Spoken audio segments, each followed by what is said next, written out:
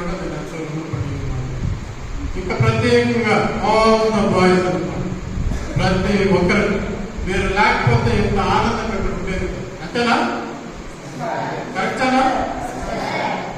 నిజంగానే చాలా చాలా సంతోషంగా నేను ఈ బర్త్డే చేసుకోవడానికి ప్రతి ఒక్కరు మీ సాయ శక్తులతో సహాయపడి నేను సంతోషంగా ఈ రోజంతా కూడా ప్రత్యేకంగా ఈ సమయం గడపడానికి మీరు సహాయం చేశారు. మీ డాన్సులు కావచ్చు, ఇంకా ఎంసీ చేస్తున్న పిల్లలు కావచ్చు, ఇంకా మెసేజ్ కావచ్చు, అన్నీ కూడా పాటలు కావచ్చు, అన్నీ కూడా ప్రతిదీ కూడా చాలా అర్థవంతంగా చేశారు. ఎన్నో రోజులు దీనికోసం మీరు మీ యొక్క కాలక్షేపాలను కూడా మానుకొని చాలా తరఫీలతోటి ప్రత్యేకంగా ఈ సమయంలో మన డాన్స్ మాస్టర్ మహేష్ని కూడా గుర్తించుకున్నాం. ఆయన కూడా ప్రత్యేకంగా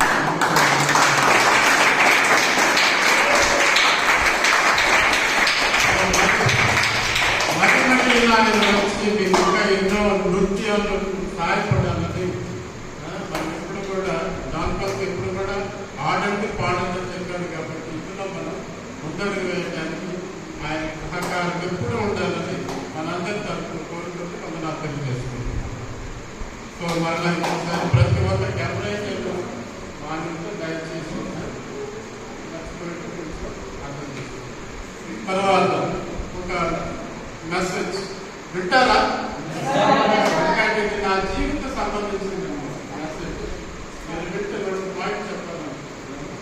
తప్పనిసరిగా మీకు ఓకే. చాలా వరకు మీకు తెలిసి నాకు సైట్ ప్రాబ్లం. నేను 95లో 1995లో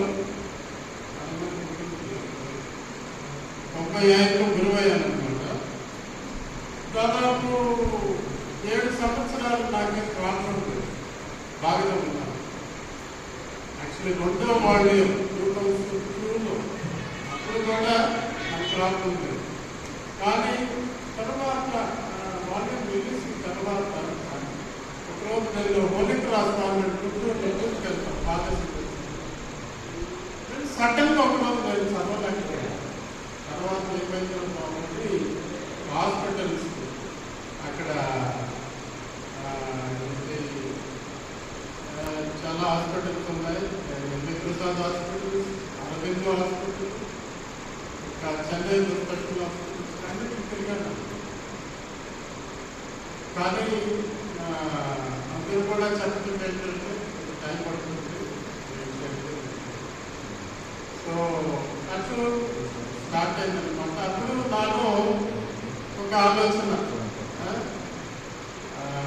ఇంతటి సమస్య వచ్చిందే, నా పరిస్థితి ఏంటంటే కొంచెం భయం. తర్వాత నేను ఆలోచించిన ప్రారంభించాను. ఇది మీరు గమనించాలి. ఇంత పెద్ద సమస్య వచ్చింది, ఏం చేయాలి, నా భవిష్యత్తు ఏంటి అని ఆలోచిస్తూ ఉన్నప్పుడు నాకు వచ్చిన తలంపు ఏంటంటే, నేను గురువు అవ్వడానికి ముందు ఈ సమస్య కలిసింటే నేను గురువు అయ్యేవాడిని కాదు. ఎవరు నన్ను ప్రమోట్ చేయాలి. గురువు అయిన తర్వాత 7 సంవత్సరాల తర్వాత సమస్య వచ్చిందంటే అందులో ఏదో దేవుడు ఏదో దాని ద్వారా నాకు ఏదో మెసేజ్ ఇవ్వాలనుకుంటున్నారని కూర్చొని ఆలోచిస్తూ ఉంటే తర్వాతనే దేవుడు నాకు ఇచ్చిన ప్రేరణ ఏంటంటే, ఈ చిన్న జబ్బు ద్వారా నేను చాలా అద్భుతాలు చేయాలని ప్రయత్నం చేస్తున్నాను, చాలా మంచిని చేయాలని అనుకుంటూ ఉన్నానని నేను యాక్చువల్లీ 2వ వాల్యూమ్తో ఆపేయాలనుకున్నాను నడుపుతున్నాను. కానీ ఈ సమస్య ఉన్నప్పటికీ కూడా 12వ వాల్యూమ్కు చేరుకుంటూ ఉన్నాను. అది నిజంగానే ఆ దేవుని దయ అన్నమాట. ఎందుకు చెప్తున్నానంటే అందరూ బాగా వినాలి. పిల్లలు మీకోసం చెప్తున్నాను. ఏదో నేను చెప్తే పెద్దవాళ్ళకి నాకు సానుభూతి కలిగింది వాళ్ళు అంటుంది కదా. మీకు ఎందుకు చెప్తున్నానంటే మీరు కూడా అనుకోవచ్చు, అయ్యో నా పరిస్థితి కొంతమందికి తల్లిదండ్రులు లేకపోవచ్చు, కొంతమందికి పరిస్థితులు బాగలేకపోవచ్చు, కొంతమంది చాలా పేదవాళ్ళుగా ఉన్నామని ఆలోచన ఉండొచ్చు, కొంతమందికి నాలో కొన్ని సమస్యలు కూడా ఉండొచ్చు ఆరోగ్యం.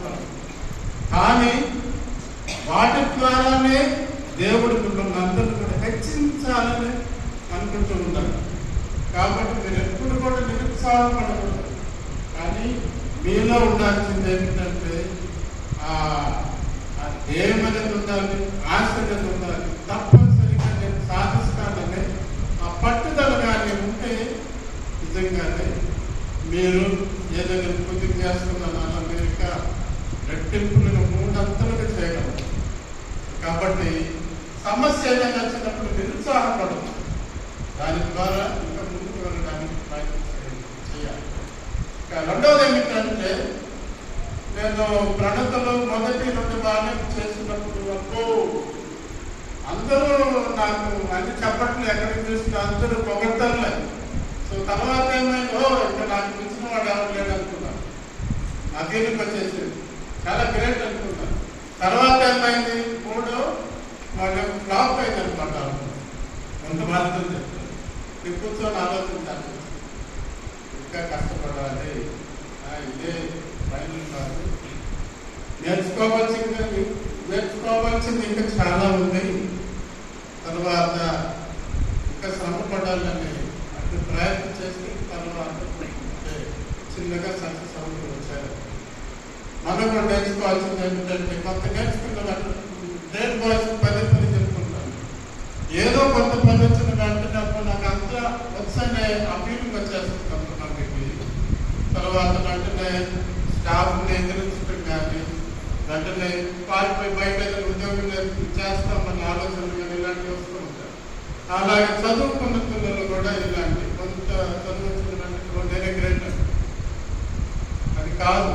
మనం నేర్చుకోవాల్సింది చాలా ఉంది. మనం లైఫ్ లాంగ్ స్టూడెంట్స్ అన్నమాట. చాలాసార్లు గ్రేట్ కోసం చెప్తాను, లైఫ్ లాంగ్ స్టూడెంట్స్. నేను కూడా నేర్చుకోవాల్సింది చాలా ఉంది, ప్రజలు కూడా, అందరూ కూడా. కాబట్టి మనం ఏదైనా రాణించినప్పుడు మనం గురించి గొప్పగా ఇంకా నాకంటే అతికుడు తమ్ముడు లేడు, నేనే గ్రేట్, నేనే గొప్ప అనే ఆ ఫీలింగ్ రాకుండా ఇంకా నేర్చుకోవాల్సిన జీవితంలో చాలా ఉంది అనే ఆ భావంతో మనం కానీ ముందుకు వెళ్ళగలిగితే తప్పనిసరిగా ఇంకా ఎక్కువ మనం సాధించగలం.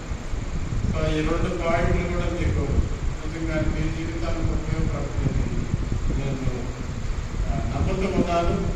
మరలా ఇంకొకసారి ఈ రోజుని ఎంతో గొప్పగా చేసిన ప్రతి ఒక్కరికి ప్రత్యేకంగా మన రెక్టిఫాదర్ అశోక్ గారికి ప్రత్యేకమైన ధన్యవాదాలు తెలియజేసుకుంటూ సెలవు తీసుకుంటున్నాను. Thank you.